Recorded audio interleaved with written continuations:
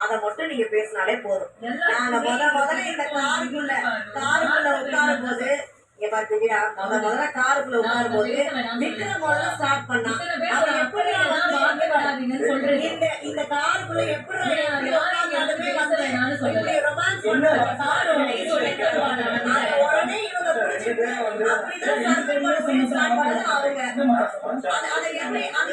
யாரு வந்து இவங்க எதுக்கு வந்து அப்படி சொல்றாங்க முதல்ல நாங்க இப்படி பண்ணி சர்வைவ் பண்றோம் அப்படின்னு சொல்லிட்டு ஏன் இவ்வளவு ஜட்ஜ்மெண்டா தான் சொல்றாங்க?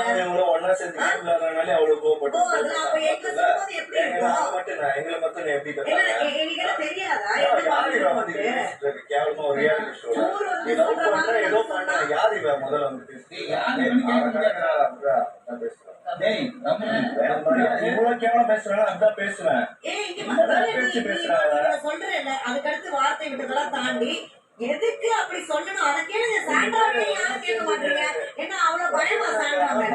யாருமே இங்க பயம் இல்ல பாரு. யாருமே இங்க பயமே இல்ல பாரு. நீ சொல்ற.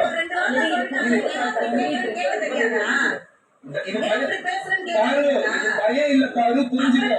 இது பயம் நீ வந்து இப்படி இந்த மாதிரி காமா வேலை பார்த்துட்டு இருக்கேன்ற மாதிரிலாம் சொன்னாங்கன்னா இவங்க யார் அதை சொல்றதுக்கு? நீங்க காவல் பண்ணி தான் பார்த்துட்டீங்க. அமைதியா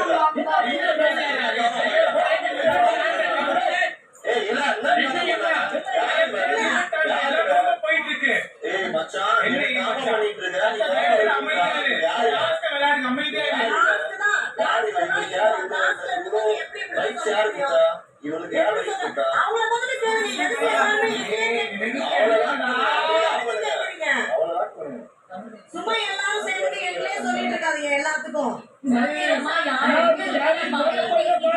எல்லாரும் சேர்ந்து பேசாம இருக்க முடியாது. சுபிக்ஷா நீ நல்லா உள்ள பின்னாடி சீட்ல நல்லா தானே உட்கார்ந்துட்டு இருக்க. அப்ப பக்கத்துல இருந்து தெரியும் சரியா? உட்கார்ந்துட்டு இருக்கீங்கல்ல நீங்க யாரை பத்தி பேசுறாங்க? உங்க மேல வந்து அப்படி ஒரு பேச்சு வந்துச்சுன்னா உங்களுக்கு தெரியும் சுபிக்ஷா. அதை முதல்ல புரிஞ்சுக்கோங்க.